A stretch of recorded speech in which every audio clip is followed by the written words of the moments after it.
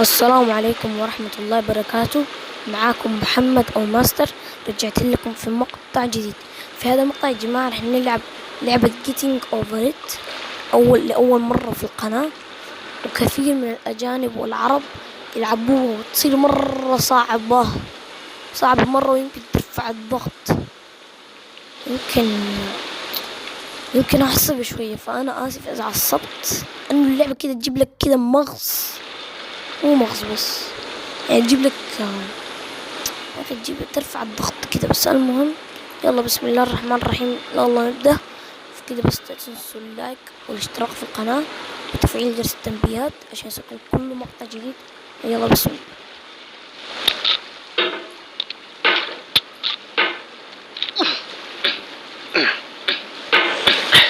يا جماعة وربي الكعبة التتش في اللعبة، مو في اللعبة.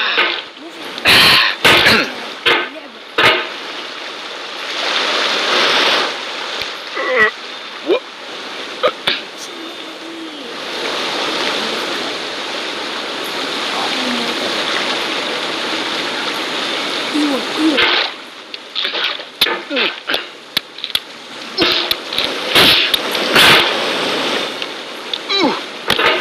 2000 years later.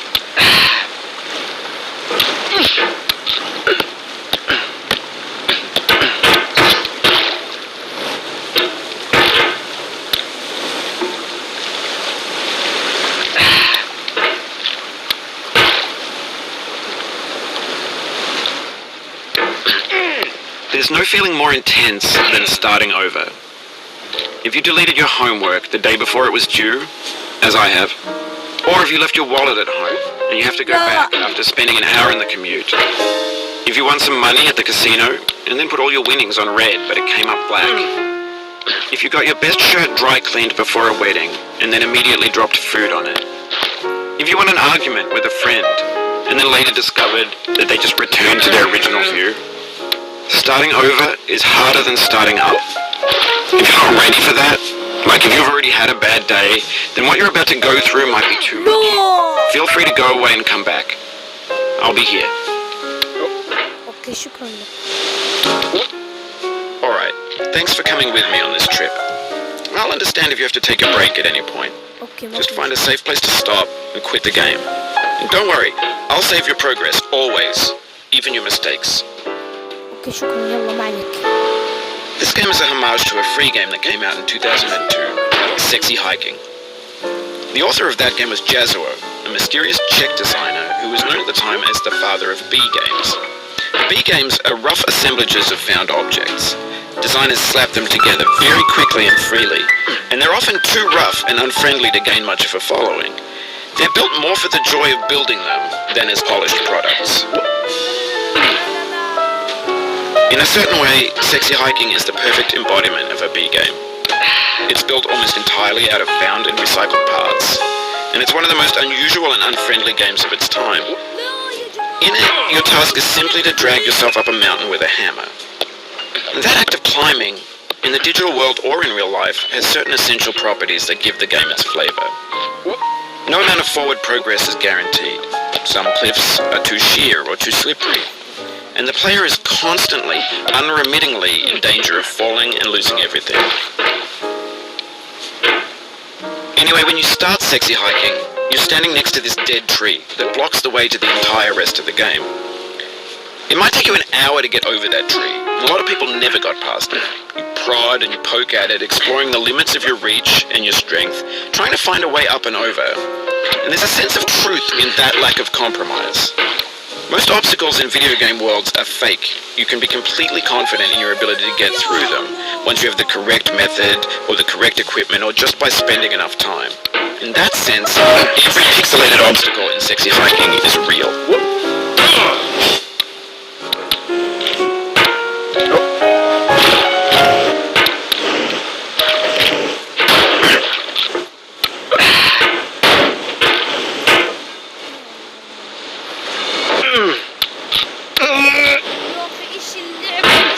Oh, you just lost a lot of progress. That's a deep frustration, a real punch in the gut.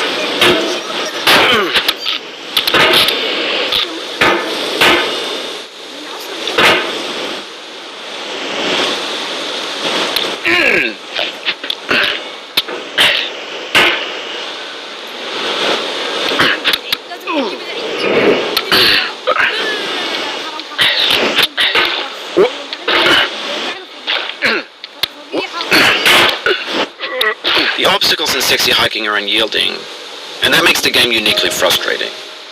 But I'm not sure Jazzo intended to make a frustrating game. The frustration is just essential to the act of climbing, and it's authentic to the process of building a game about climbing. A funny thing happened to me as I was building this mountain. I'd have an idea for a new obstacle, and I'd build it, test it, and it would usually turn out to be unreasonably hard. But I couldn't bring myself to make it easier. It already felt like my inability to get past a new obstacle was my fault as a player rather than as a builder. Imaginary mountains build themselves from our efforts to climb, and it's our repeated attempts to reach the summit that turns those mountains into something real. When you're building a video game world, you're building with ideas, and that can be like working with quickset cement. You mold your ideas into a certain shape that can be played with, and in the process of playing with them, they begin to harden and set until they're immutable like rock.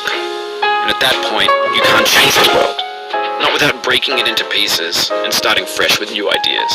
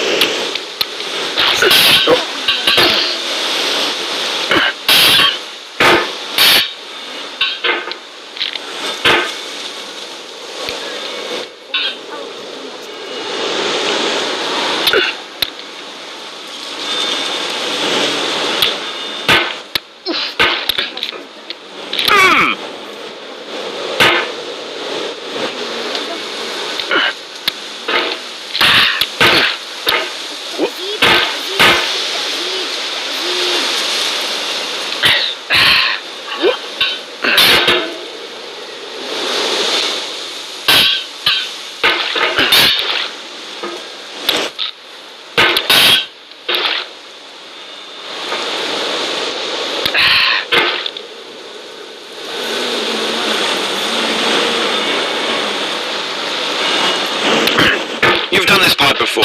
You know it's possible. Just do what you did the first time.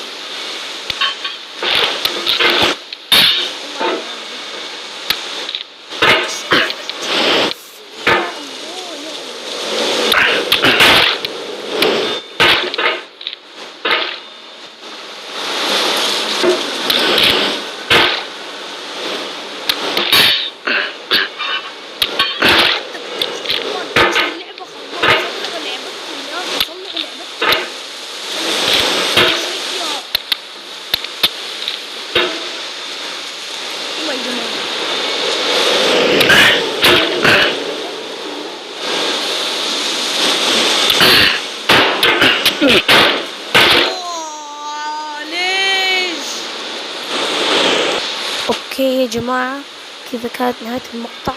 لا تنسوا زر اللايك والاشتراك وتفعيل جرس التنبيهات عشان يوصلكم كل مقطع جديد. شكلي ما راح انزل لعبة قيتنق اوفر مرة ثانية، لانه اللعبة كذا تجيب لك ضغط ومغص كمان. يا الله اصبعي خلاص راحت يا جماعة، يا والله اصبعي راحت خلاص، تعبت من التتش اللعبة، تعبت من اللعبة.